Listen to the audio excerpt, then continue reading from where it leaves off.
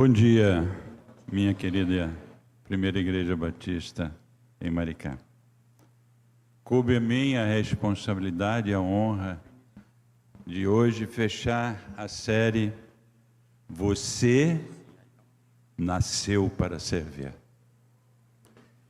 E o tema dentro dessa série é servir a Deus com excelência para alcançar o mundo.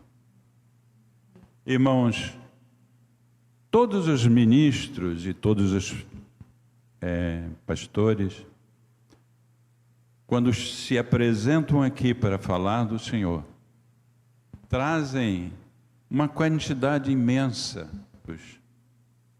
para sedimentar, para estruturar a mensagem. E nesse momento,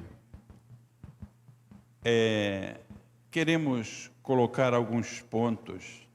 Vamos citar também muitos textos.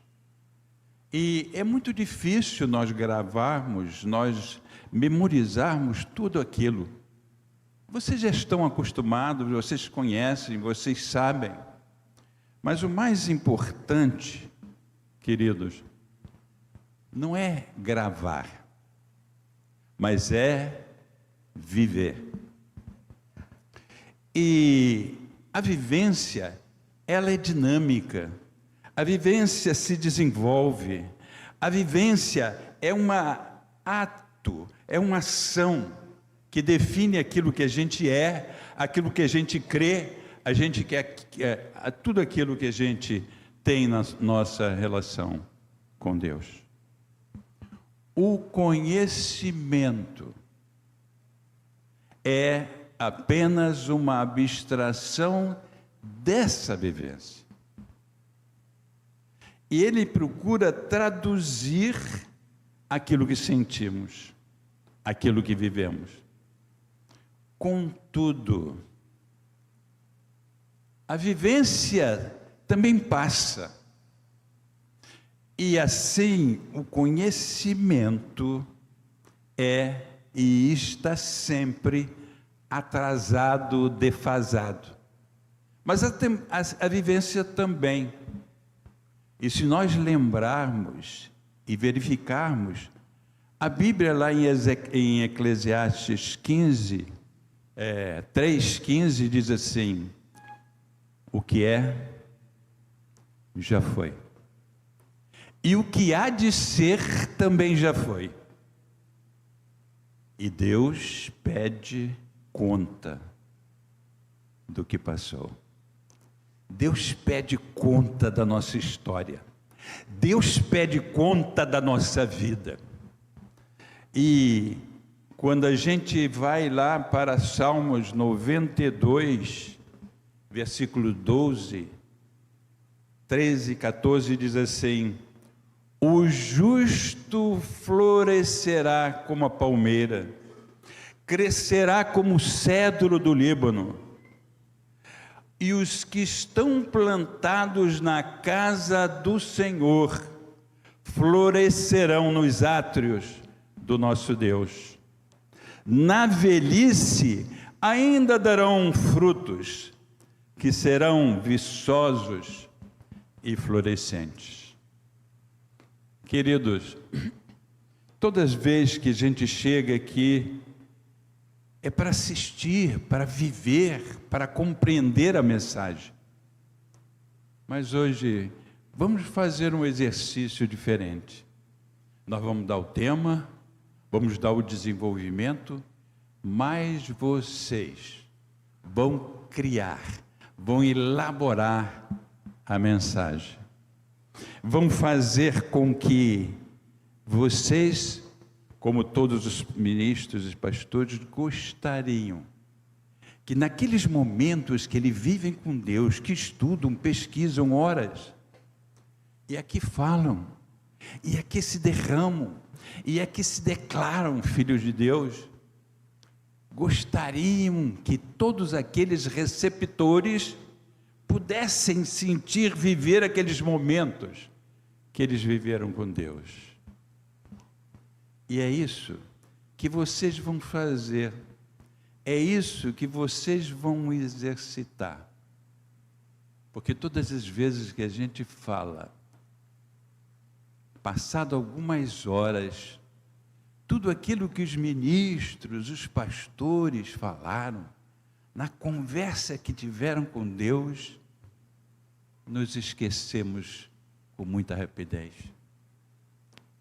E Deus quer que hoje a gente viva, que a gente sinta, que a gente tenha aquela relação com Deus que é necessária, porque o tema é servo, servos de Deus. E gostaríamos que tivéssemos bem claro que tudo aquilo que vivemos, que falamos, que expressamos, é a presença de Deus na nossa vida, que a gente quer a prática, que a gente quer a vida, que a gente quer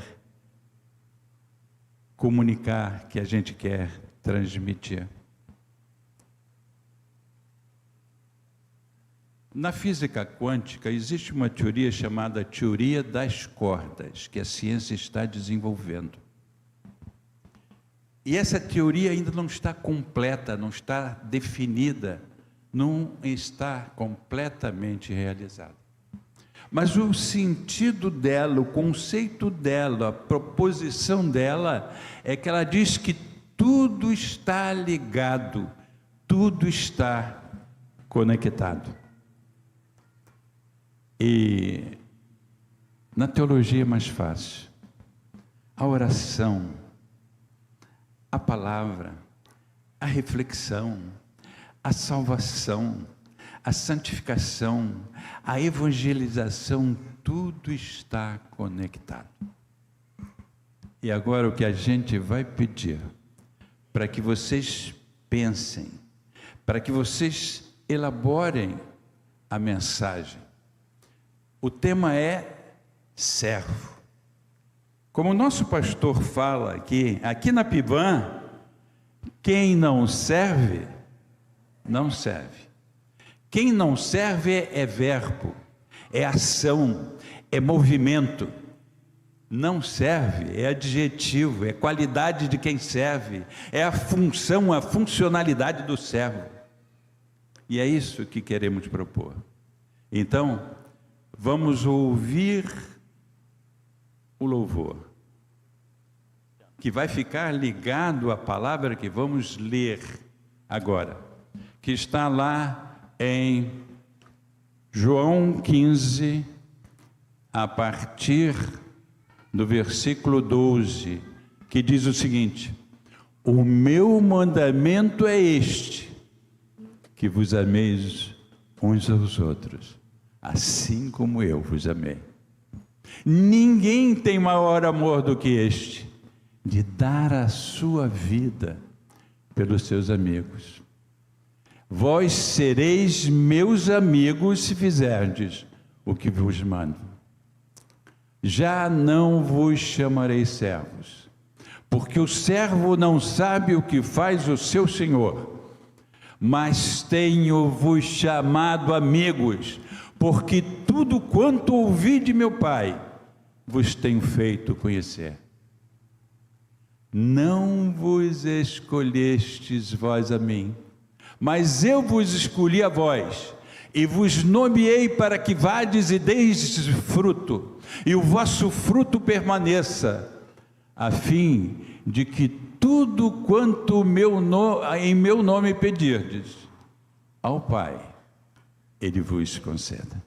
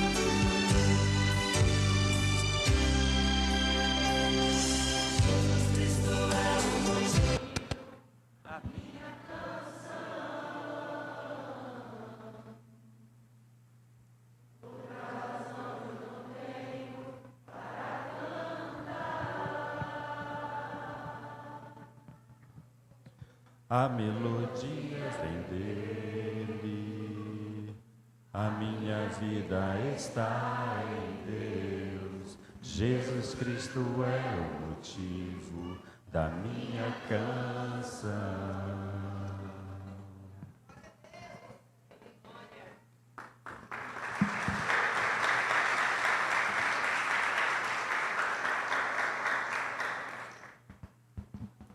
Queridos, dentro da elaboração de vocês sobre a mensagem, sobre o que Deus quer falar conosco hoje, devemos ter um ponto principal: a definição de servo conectada com frutos. E vamos definir o que seja servo. Servo não pertence a si mesmo. O servo não tem vontade própria. O servo precisa estar sempre disponível. O servo não tem prerrogativa de tomar decisão. E Jesus falou: o servo não sabe o que faz o seu Senhor. E nesse momento, na definição do desenvolvimento do tema que vocês estão compondo, temos que ter 3 níveis. O primeiro nível é obediência. E obediência é o racional da vontade do Senhor. E um segundo nível mais profundo, mais intenso, mais próximo do Senhor Jesus, é o nível de dependência. A dependência é o alimento da vontade do Senhor. E o terceiro momento, o terceiro nível é que submissão é a sensibilidade integral da vontade do Senhor. Querido, no texto Jesus diz assim: agora já não vos chamo amigo, porque o amigo não sabe o que faz o seu Senhor, mas vos chamo amigo. Então, antes de sermos amigos, nós temos que ser servos. Nós temos que aprender a conviver com o Senhor na situação de servo. E lá em Atos 10, 38, nós vamos ver que o Senhor está dizendo que Jesus Cristo foi ungido com o Espírito Santo de Deus. Diz lá: como Deus ungiu Jesus de Nazaré como o Espírito Santo e com virtude ou com poder, o qual andou fazendo o bem e curando todos os oprimidos do diabo, porque Deus era com ele. E lá em Filipenses 2:7, nós temos o seguinte: Jesus, mas se aniquilou-se a si mesmo, tomando a forma de servo, fazendo-se semelhante aos homens. Então Deus é o nosso exemplo. Deus, no caso de Jesus Cristo, é o nosso modelo como servo. E é isso que precisamos entender. Servo, ser servo do Senhor é uma honra. Ser servo do Senhor tem que ser com amor, tem que ser com integridade, tem que ser com intensidade. Temos que abraçar ser servo, porque essa é a nossa função. Essa é a nossa alegria, essa é a nossa razão da existência como servos do Senhor. E esses são os pontos capitais, os fundamentos teológicos para entendermos a missão de ser servos. Todos nós queremos dar o nosso melhor, todos nós queremos fazer aquilo que agrada ao Senhor. Sabemos que temos limitações, sabemos que temos debilidades, sabemos que temos dificuldade, apesar de querer fazer o melhor, de fazer o impossível dentro de nossas limitações. Mas Deus conhece o nosso coração, mas Deus conhece a nossa vontade de fazer o melhor, de fazer o que é mais importante, agradar ao Senhor, fazer a vontade do Senhor, apesar de nossa limitação. E isso temos que compreender, que no exercício do dia a dia, do fazer a vontade de Deus, temos que estar disponíveis para Deus.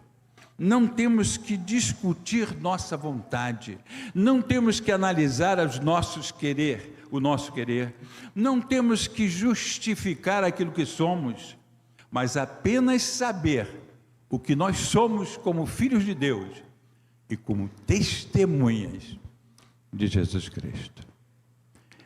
Tendo isto presente e sabendo que Deus nos ajuda nas nossas fraquezas e debilidades, passemos agora, irmãos, a fazer uma aplicação desse fundamento teológico do que é ser servo, do que é viver na presença de Deus, porque o mais importante é a presença de Deus. Ouvimos aqui a música, As Ruas de Ouro dos Céus. Mas, irmãos, isso é apenas uma linguagem figurativa. O ouro nos céus não tem nenhum significado. É uma valoração humana. O ouro dos céus é a presença com Deus, é a conversa com o Pai, é a conversa com o Filho, é a conversa com o Espírito Santo, é estar na relação direta com Deus. E aqueles 3 momentos e níveis que falamos aqui, cada um mais intenso, mais profundo, mais em relação com Deus, mais intenso com Deus, é que vamos na nossa vida, no processo de santificação, na nossa vida com Deus, é que vai nos ajudar. Agora vamos fazer a aplicação de tudo aquilo que temos como servo, que somos servos do Senhor, que temos a honra de ser servo. Vamos fazer a aplicação que está lá em Lucas, capítulo 8, e fala sobre a mulher do fluxo de sangue. Nós temos ali um texto também falado em Mateus 9 e Marcos 5, que falam do mesmo tema. Na região da mulher do fluxo de sangue, ali na região de Cesareia de Filipe, de Decápolis, havia um momento ali daquele endemoniado de Gadareno, e ele foi liberto por Jesus. E no capítulo 5 de Marcos, falando sobre a mulher do fluxo de sangue, diz lá que ela foi, tendo em vista a fama do nome de Jesus. Mas vamos ler agora Lucas, capítulo 8, a partir do versículo 43, que diz o seguinte: em uma mulher que tinha um fluxo de sangue, havia 12 anos, e gastara com os médicos todos os seus haveres, e por nenhum pudera ser curado. Chegando por detrás dele, tocou na orla de sua veste, e logo estancou o fluxo de sangue. E disse Jesus: quem é que me tocou? E negando todos, e disse Pedro: os que estavam com ele, mestre, a multidão te aperta e te oprime, e dizes: quem é que me tocou? E disse Jesus: alguém me tocou, porque bem conheci que de mim saiu virtude. E então, vendo a mulher que não podia ocultar-se, aproximando-se, tremendo e prostrando-se ante ele, declarou-lhe, diante de todo o povo, a causa por que lhe havia tocado e como logo sarara. E ele lhe disse, tem bom ânimo, filho, a tua fé te salvou, vai em paz. Durante muito tempo e muitos anos, e os textos de Marcos e de Mateus falam que ele tocou na borda das suas vestes. Eu queria saber qual o significado, por que tocou na borda? Por que tocou lá? E Deus deu a resposta que está lá em Números, capítulo 15, que vamos ler e prestar bem atenção para fazer a relação lá dela tocar nas bordas dos vestidos, das vestes do Senhor. E temos que entender todo esse processo. Ela conhecia o Senhor, ela conhecia as leis do Senhor, ela sabia de todas as coisas, mas pela praticidade, pela realidade, pelo conhecimento dela na relação humana, ela procurou os homens para resolver um problema de enfermidade. Ela sabia que podia contar com o Senhor, mas preferiu ser prática, objetiva e buscar aquilo que ela conhecia e deixou de lado o que ela conhecia de Deus. Vamos lá para Números. E Números diz o seguinte: e falou o Senhor a Moisés dizendo, fala aos filhos de Israel e dize-lhes que nas bordas das suas vestes façam franjas pelas suas gerações, e nas franjas das bordas porão um cordão azul.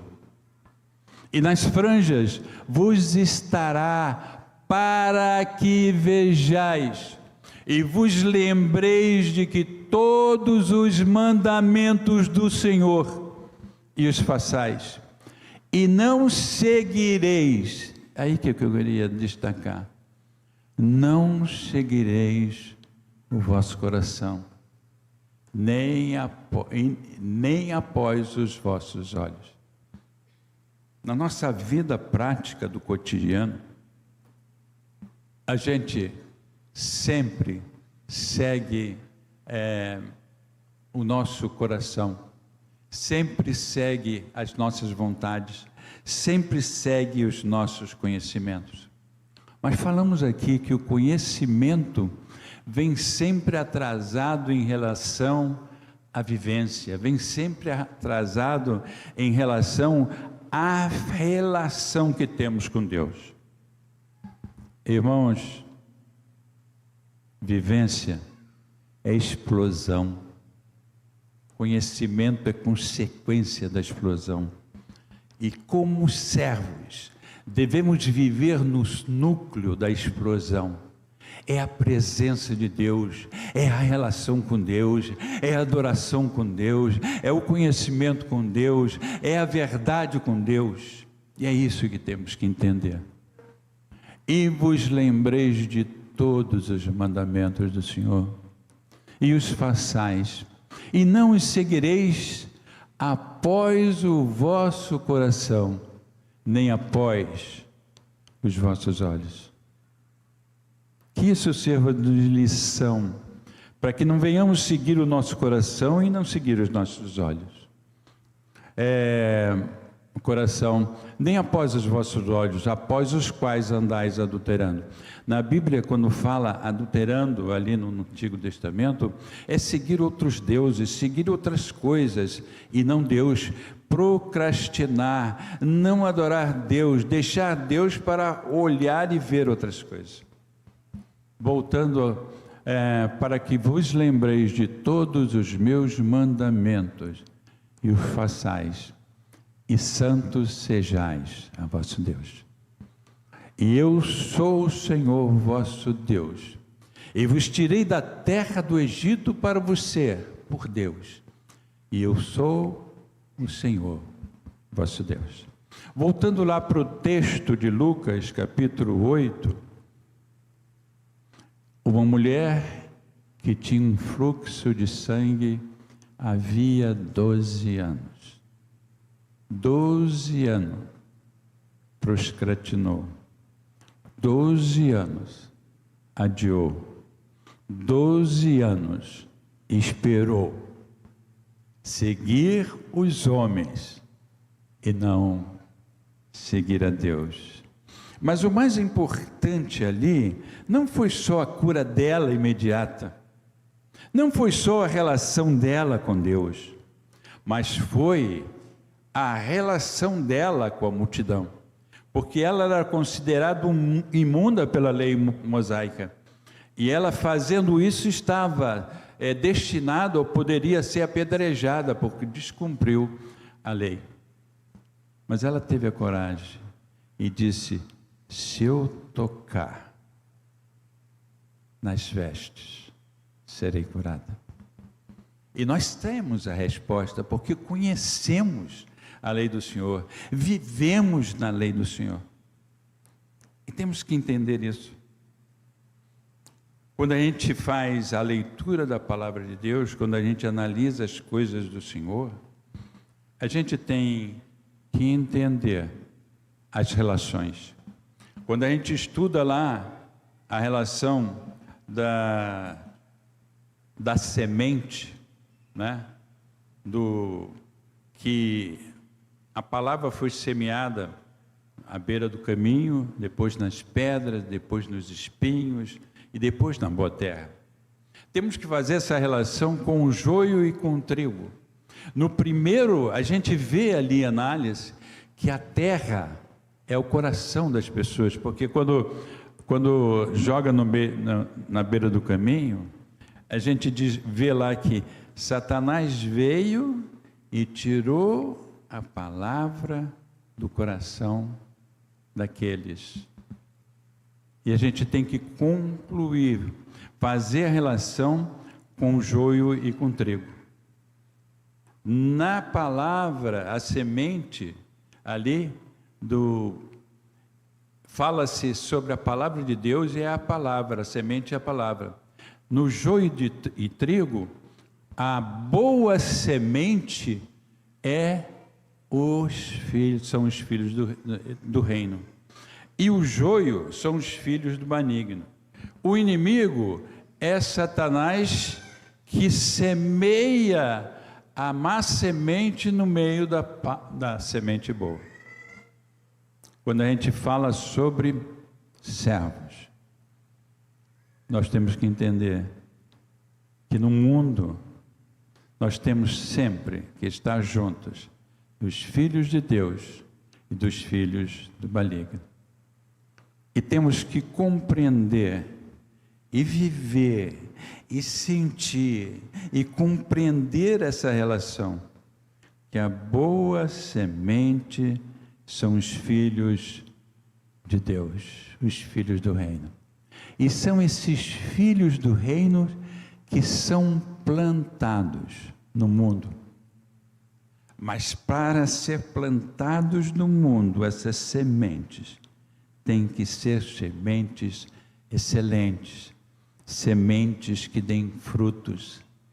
E no texto que nós vimos de João 15, Jesus falando lá do capítulo 15, no versículo 2, ele diz que aqueles ramos que não dão frutos serão cortados, e aqueles ramos que dão frutos serão limpos e podados para darem mais frutos.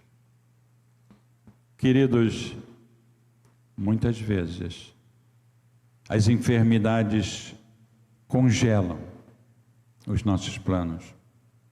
Muitas vezes as críticas bloqueiam nossos sonhos.